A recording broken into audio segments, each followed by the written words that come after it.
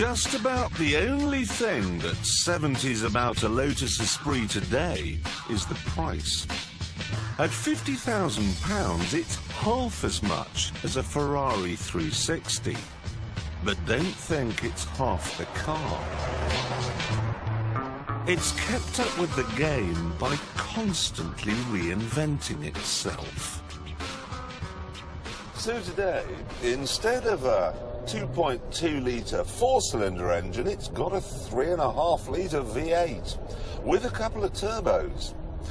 Old-timer it may be, but it can still put its fingers in its belt buckles and headbang like when it was a teenager. And it's not like watching your father dance either. It's quite good at it.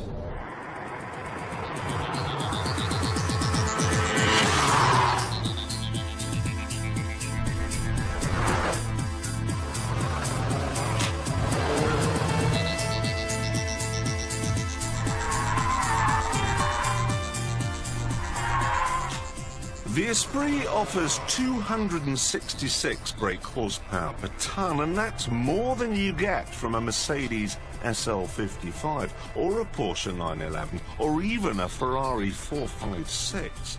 This is like North Korea, small but with a big punch. What this means is that it'll do 0 to 60 in 4.8 seconds. Flat out, it'll hit 175 miles an hour. It's still a very, very fast car. And not just in a straight line either. Through the corners it feels absolutely sublime. There's a hint of understeer to let you know you're getting near the edge, and then if you keep on pushing, a glorious adrenaline rush as the tail slides wide. It is beautifully balanced.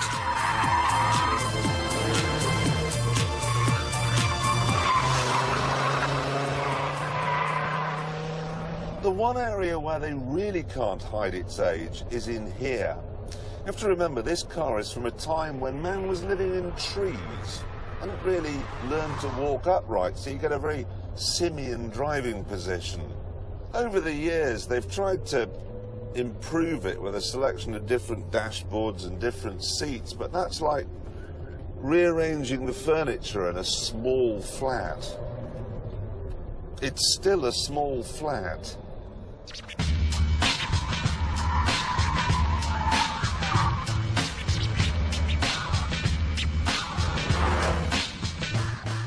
A lack of space, though, is nothing compared to this car's real Achilles heel. Its gearbox. Changing gear in a car like this should be like stroking a recently washed dog. But in this, it's like stroking a crocodile. It's all notchy and scaly and ugh. It's hopeless.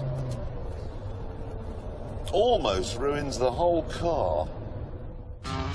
Almost, but not quite. The fact is, I'm hugely fond of the Esprit. Always have been, and I always will be.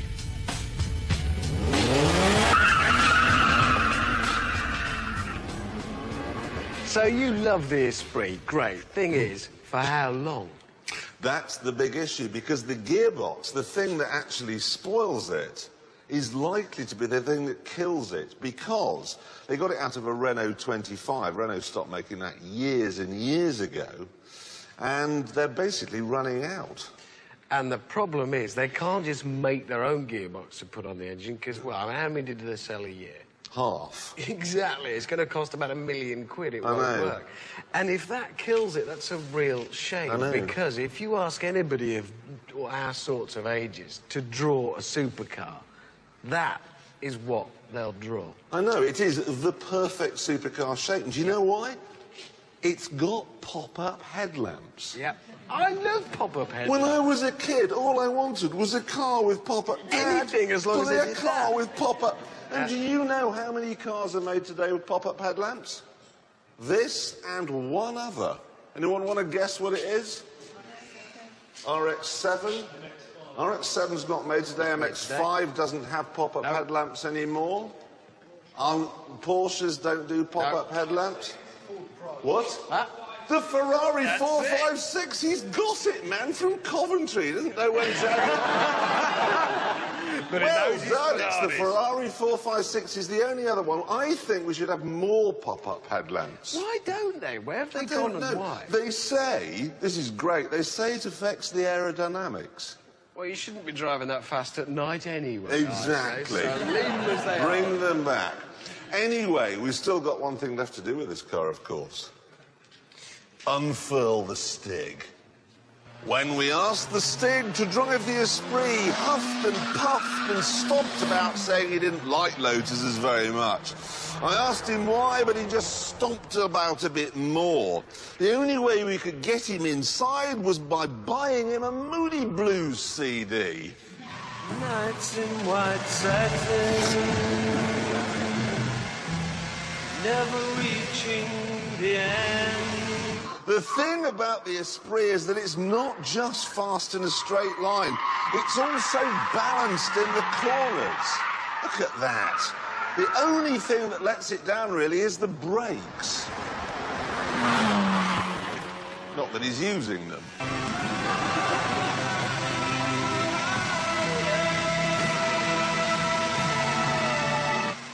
Look at this. For the first time in 6 weeks, the track is dry.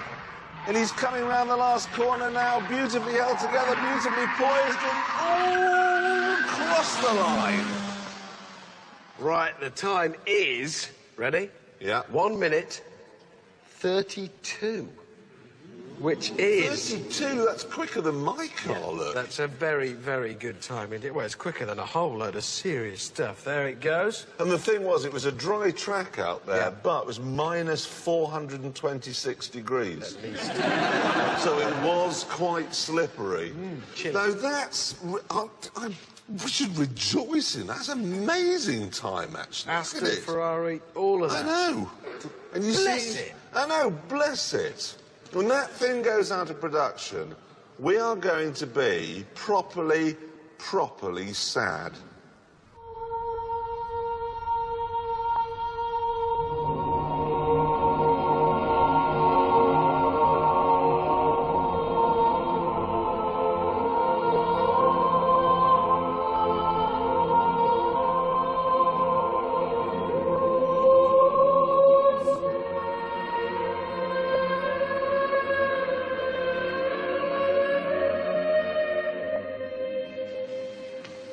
Right, the news, and we thought this week we'd look at what to look forward to next year. Yes. Because although we're losing the Esprit, there's quite a lot of supercars to get excited about. Quite a lot's an understatement. It's about 500,000 of them. Best supercar coming next year has got to be this, the Porsche Carrera GT. Oh, absolutely glorious. V10 engine, again, £250,000, but just look at it. That's just so beautiful. That's the most beautiful car that's a very... I've seen in a very, very, very, very long time. And the new Viper, which is the American equivalent of a sports car. Yeah. In the same way, I guess, that George Bush is the equivalent of a president. Yeah. Exactly. There it is. 8.3 litres, 500 horsepower, and that's not enough. Because there's a new Bugatti coming out next year, which has got 1,000 horsepower. It's called the Variant. It has how do you get 1,000 horsepower into a car? You have to open the glove box, there'll be 40 horses in it. 36 in the ashtray, and a couple under the... Nay! Dobbins under the seat. Look at it. 1,000 horsepower. That is an astonishing amount of power. You'll go from 0 to the grave in 4 seconds. Immediately. I'm dead. I accelerated. Right up a tree. Dead. Marginally closer to the real world is the McLaren Mercedes SLR. Only marginally. Now, I know it does look a bit like an SL, in fact, quite a lot like an SL from some angles, but it's an entirely different car, made largely from carbon fibre, so it will be light, got a supercharged V8, so it will be quick as well. And it could be yours next year for £250,000. Koenigsegg, yeah? Bless you. Yeah, a bit like the SLR V8 supercharged, but this one's got more power. This one's got 655 brake horsepower, and they reckon it's the fastest car in the world. 0 to 60 in 3.5 seconds, 240 miles an hour top speed. 240? Where are you going to do that? And it's Swedish. Yeah. You're not going to do it in Sweden. Slick. To do it, there's always... You do it here. Do it on the M1. Or M40. The M50's quite empty a lot of the time. You get 240. M32's good. M27. Anyone else got any more ideas? M5. You can't go...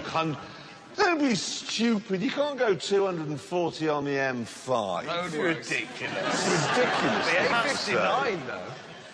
Where are we going now? Oh, I know. Ascari. Yet another supercar. We've actually got it in the studio. This is the first one, OK? It's made in Banbury by a company called Ascari, which stands for Anglo-Scottish Car Industries.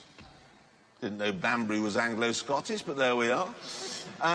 It's got a 5-litre V8 engine, but they've asked me not to say where it's from. Secret. It's a secret. OK, fair enough. BMW X5 we had in the studio earlier. Nice engines. Yeah, nice engines. Very nice. Anyway, what can we say about it? Well, the problem is, of course, there's a lot of British companies come along and set themselves up, you know, hoping to make these low-volume sports cars. There was Lee Francis, there was Jensen, Marcos, Strathcarron, and... They've all gone out of business. All of them. So we wish Ascari the best of British. No, not the best of British. Sorry, wish them the best of luck. Fingers crossed. Yeah. But anyway, listen, if you can't afford it, you can't get any of these supercars, and there are lots of them coming. Don't worry, there's quite a lot of sports car coming as well. Chrysler, for instance, is launching the £26,000 Crossfire. Here it is. Now, it's basically underneath. It's a Mercedes SLK. It was designed by a British person, and it's been built in Germany. So that's a car for America to be proud of. And we've got a new Mazda RX-8 to look forward to. Yep. 22,400 quid. That's seriously good value. Wankel engine, suicide back doors. The thing about those Wankel engines, though, they used to have a big problem because it was something called the rotor tips deep inside the engine. They used to wear out much too quickly, didn't they? So I think they're going to replace them and... No, they've solved that. They're using the hardest substance known to man. Diamond. No, harder than diamonds. I'll tell you what the hardest substance known to man is, what they're lining the rotor tips with. It's Weetabix. Bear with me on this. Weetabix that's been left in a cereal bowl and then put in the dishwasher. Have you ever tried to get it off? Nothing. Oh, I'll buy that. That would do it. I have put 60 tons of TNT into the bowls to get it out, blow the bowl to smithereens, still stuck to the pieces. That would do it. No doubt about it. So that's what they're using. It's the Mazda Weetabix. Are there any really, like, you know, sensible cars coming next year? Well, I've got a list, actually, of the other cars that are coming, and the answer to your question is, not really. Porsche, they've made a £50,000, 150-mile-an-hour off-roader. Not sensible. That's not sensible. Volkswagen, which, as we all know, means people car, they've made a £60,000 Phaeton. People's sensible. People's car. The economy's obviously going better in Germany than we thought. Oh, there is one, actually. There is one sensible car, the Vauxhall Signum. Now, it's basically a Vectra. Oh, I'm nodding off. Oh, I'm coming back. I'm back. We mustn't be put off by its vectoriness, because it's not like a Zafira, which is the sort of 7-seat Astra. It only has 5 seats, but apparently the ones in the back all move about and recline and things. They're really clever, the ones in the back. It's going to be the first car ever where people will be fighting to get in the back. No, no, you drive. Really, you have the front. You drive it, I'll sit back here, thanks very much. Tinted windows, no one will know I'm in it. Anyway, here endeth the news. No, it doesn't, because TVR, they launch a new car about every 3 weeks, and they're all pretty much the same. This is the T350C, their latest offering, and without even looking, I know what I'm going to get. There'll be a really sexy, curvy body. It'll have a glorious-sounding engine, and there'll be 2 seats. And there it is. Thing is, though, this car is going to be bought largely by track day enthusiasts. You know, the kind of people who'll thrash the bottom off it on a Saturday around the circuit and then commute in it on a Monday. So it needs to be a Jekyll and Hyde car, and that ain't easy.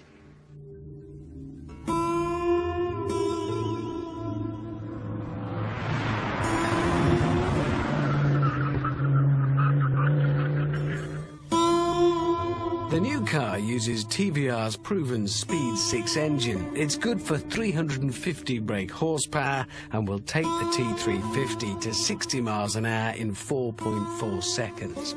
It's a hard rather than a soft top, and that makes it stiffer. And those curves were designed with aerodynamics at the top of the priority list. All of which is good news, both on the road and the track. But where it gets a bit tricky is the setup, the suspension, the chassis, dampers, springs, all of this kind of caper. Got to get it right. This is a track covered in smooth, flat tarmac, so you can set the suspension up to be as hard as you like to get a quick lap. But this is a British road, real life, the Monday to Friday road. Shoddy repairs, lumps, bumps, mud, and all garnished with ditches. So TVR brought the car and a clutch of mechanics. We added the Stig, who chucked in his 10 penn'orth, and helped set it up to his liking.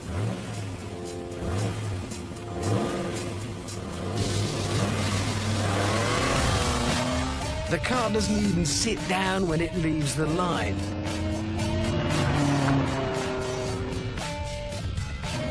And look at that, it corners dead flat. There's absolutely no body roll at all. That is very fast.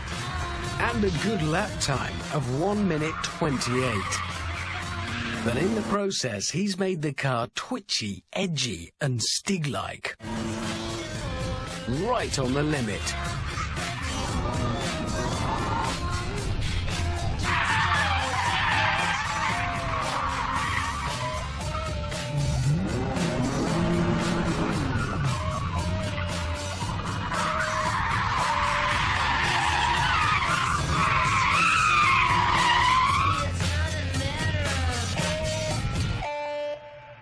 And it gets worse when you leave the track to drive home.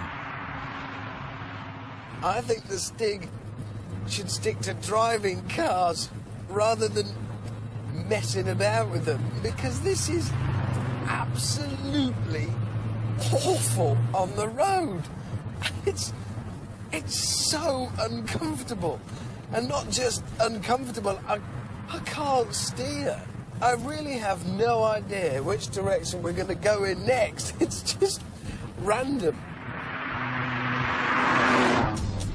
So it's back to the pits, and the Stig is told to get a grip on real life and help TVR set the 350 up so that we can all use it.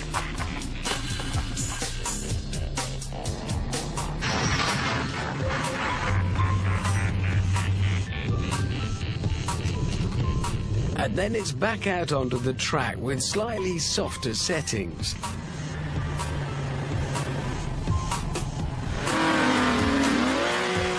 Straight away you can see there's more movement from the body, more body roll through the corners. And yes, the time is actually a second slower at 1 minute 29 for the lap, but that's still a very good time, and it's a lot more predictable. Out on the road, it's much better, more usable and drivable. If anything, it's faster in the real world. We'll let TVR finish the job off, but at least now they know where the limit is.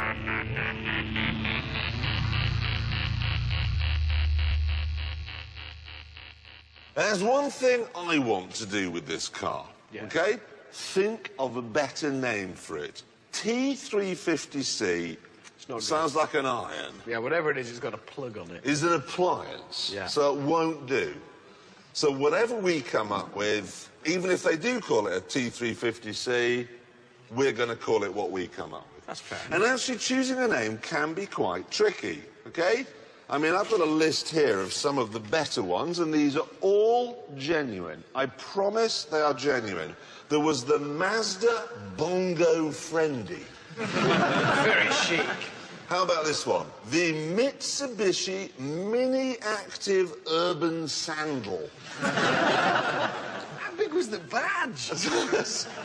Or this is the best of the lot. The Isuzu Mysterious Utility Wizard.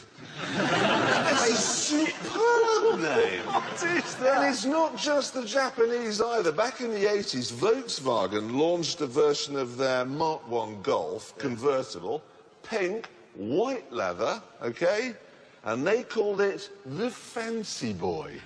Genius. We didn't get that one in the UK, did we? No, the UK importers said, no thanks. Yeah, funny that. Exactly. Now, TVR in the past have been very good at names. They had the Cerbera, which was, it's a sort of dog. It's a dog thing. And then they had Chimera, which was a she-goat. And Tuscan, which was the supreme god of everything. And now they've come up with the microwave.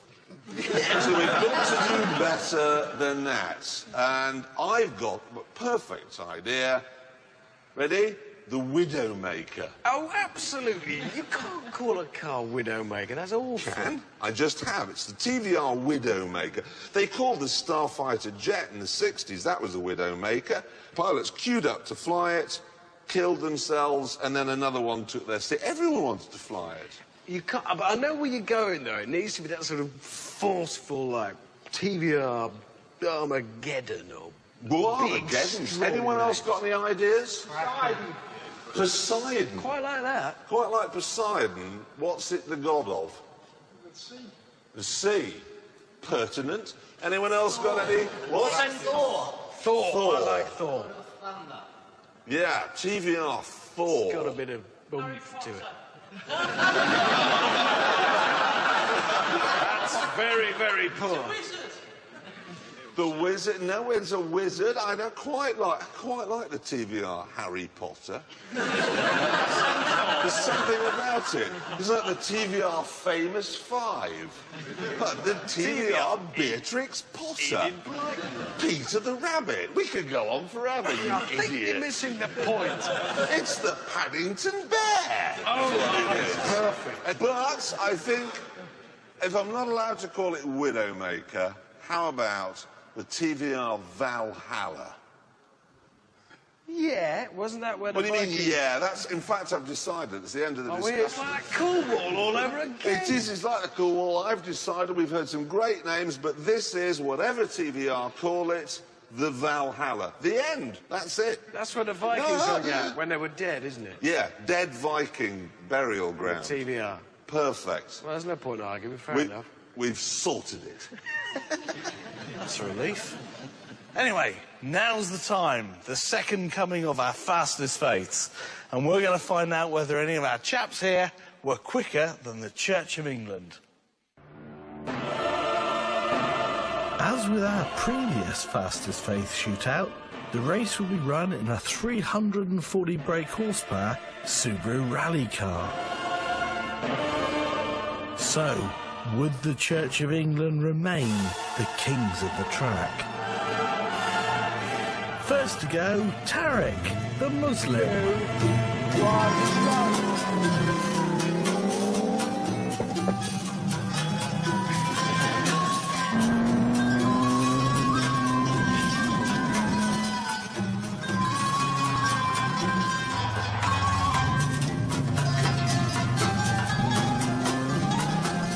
Tarek was doing really well.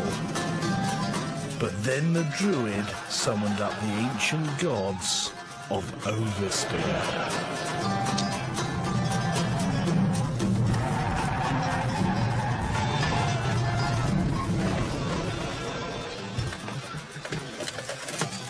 Not just one split. You do score extra for donuts, don't you? But Tarek overcame the wizardry to finish the lap.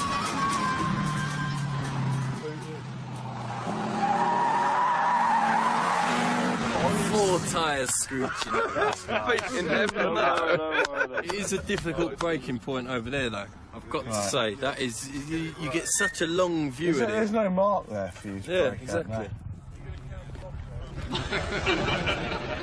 Next up, Arthur Pendragon, member of the ancient and modern Druid Order, priest of Merlin and the Horn God, battle chieftain, high priest of the Dragon Coven, and a Morris Oxford driver.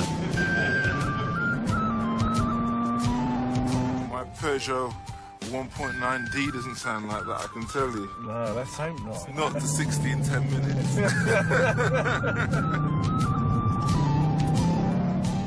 With the Celtic spirits rooting for him, the Druid turned in a tidy lap. How do you get around there so quick? That's magic.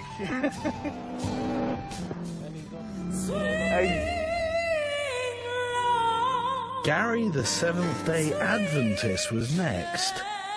But yet again the Druid had struck, this time casting a spell that shrank the car.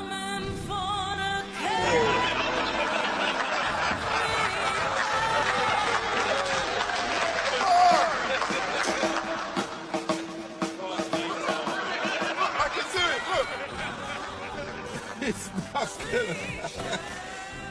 Any suggestions? Why don't you sit in with me and come round with me and we'll do it together? Oh, like kind of a co-driver thing. Multi-fight. I'm too, well, let me just put it this way. Yeah, I'm too manly, thank you. I'm too big for the car.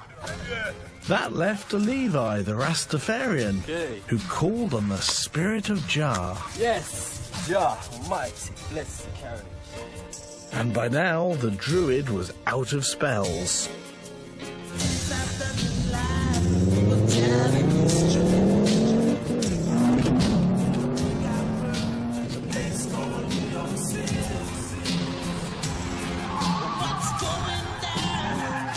And at last, a proper rival to the current champion from the Church of England. Because, like him, Levi's an amateur weekend racer. And it showed.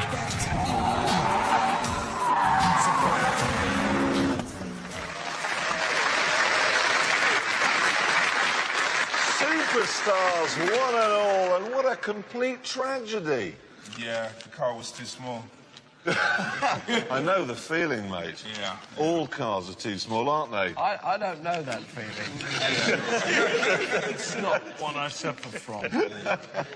Why do I have to stand here? Let's do the results. Right, here we go, in reverse order, as is traditional. In 4th place, that'll be you, Gary, because you couldn't get in the car. Scored a time of, so far, about 4 hours. Going well. Not to worry. 3rd place, King Arthur, kind of predictably, really, with a time of 1 minute 48. In 2nd place, Tarek, with a very good time, 1 minute 41. Thank you.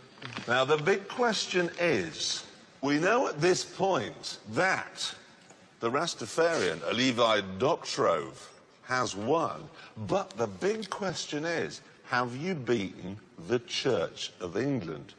Now, when they came here, they went around in 1 minute 37 seconds, faster than all you lot. You went round in 1 minute 31 seconds. That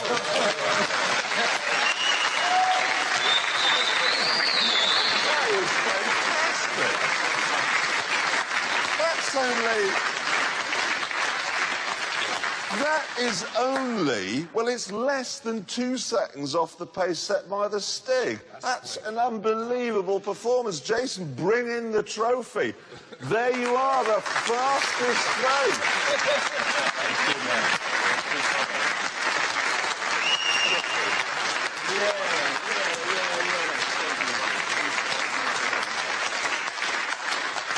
Well, actually, it's the fastest faith for now, unless we can find a smaller Seventh-day Adventist or a bigger car. Anyway, every week we put a star in a reasonably priced car, OK? We've done that throughout the series, and they've been a mixed bag. Ladies and gentlemen, Harry Enfield. Don't die. Ready, steady, go. It went speed. Up at 30 miles an hour. Hey, I lost control of that. Jamiroquai frontman, JK! Don't be punished. Don't be tempted to put too much power on. That's beautiful.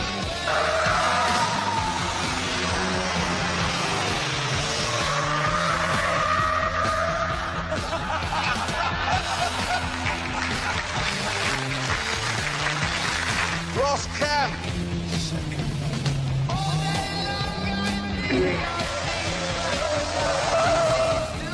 Rubbish. I hate you. I hate you so much, Gloves, and I'm going to get you back at some point. Jonathan Ross! But look at that magnificent turn. He wasn't. In this bit, I think I have to turn over the end. You look ridiculous!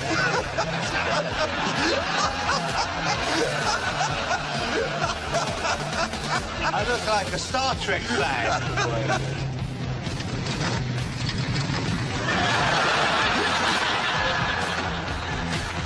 You're lucky I'm still alive.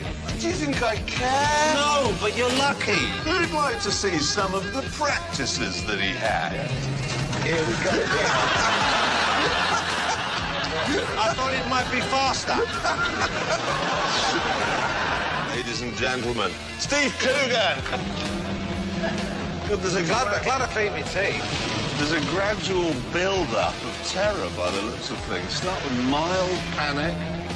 Well, that's quite neat. I drive a Lexus. 53 Ross Kemp's going to be so angry about that. Ross Kemp.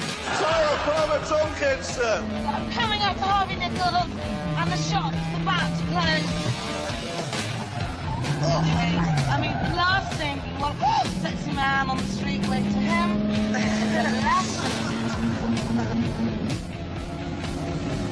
Don't crash, but when I park, I think that the bumpers are there, so you go bump, bump, bump, bump, in. From Status Quo, Rick Parfist! Oh, no, Mute! Oh, no, there's more. Probably broke wind. Back on.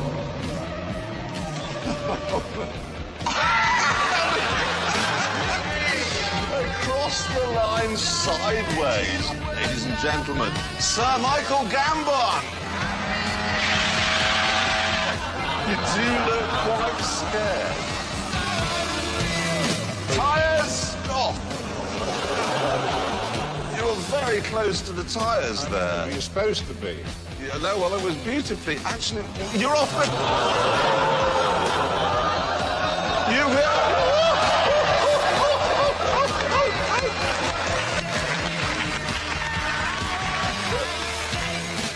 Gordon Ramsay. Bloody hell, I could have swore I just saw a traffic warning. That taste of petrol. And that was done on the Subaru Forester, flat 4 engine. It's a very good base.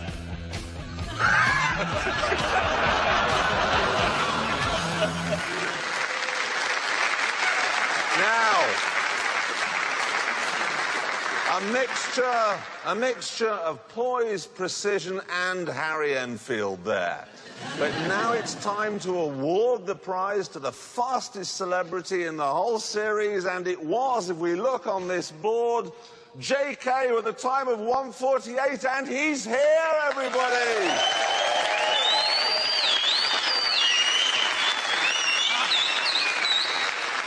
Well done.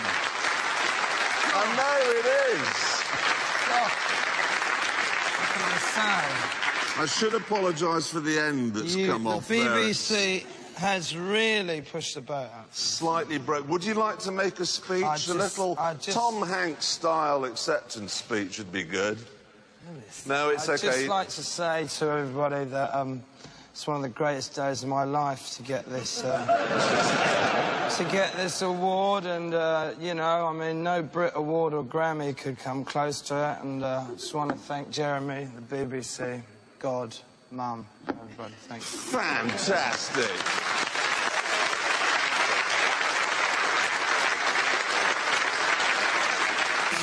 Wait.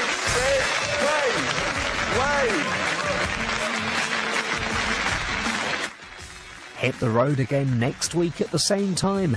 Get right inside Tinseltown next on BBC Prime with the lowdown on Hollywood.